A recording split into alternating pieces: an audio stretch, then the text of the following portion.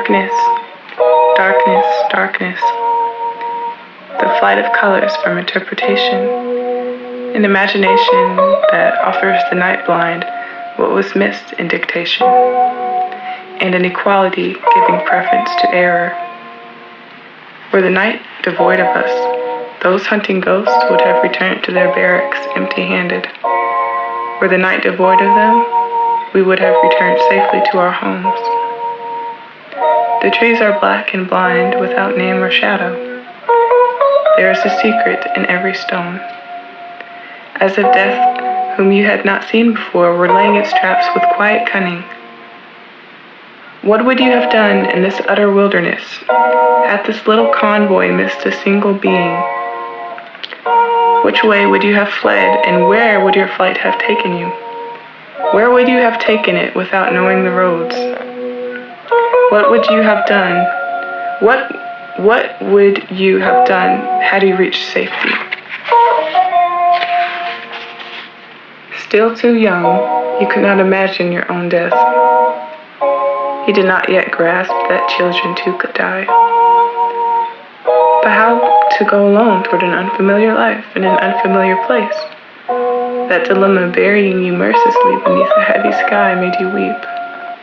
It ruthlessly narrated you to the end of a tale about an eternal loss and a brutal night falling on 2 mules, a rocky road, a merchant of longing guiding 5 people retracing their steps. You will tell no one whose features you can distinguish. We had no enemy at that time except light and sound. That night we had no ally but luck. The soft voice of fear reprimands you. Do not cough more, because coughing leads to death to its destination. Because coughing leads death to its destination. Do not light a match, Father, because a glimpse of your little flame will attract a barrage of bullets. You thought that this was death's white tent, and that you were walking, crawling, or hopping like a grasshopper in a wilderness of wolves where no one walks. You thought the light coming from a fleeting star or a distant car was a secret guide with the owner of the wilderness. When a distant light appeared, you had to take the shape of a shrub or a tiny rock and hold your breath, lest the slandering light hear you. When I master writing, you will tell me, or tell no one, how on that night you found antenna ready to receive distant messages. How you trained yourself to reside in adventure. How you were burned by the embers of dualities, and how you struggled to endure opposites. You avoided defining a thing by its opposite, because the opposite of wrong is not always right.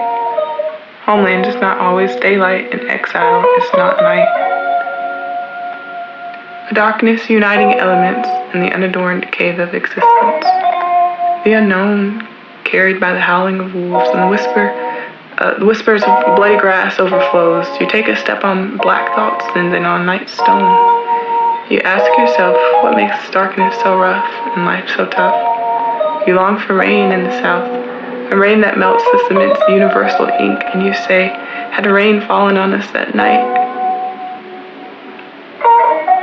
darkness would have dissolved, and we would have seen our steps and seen the road. The scent of rain would have led us to the trees that grew in our absence and whose high branches had burst into roots.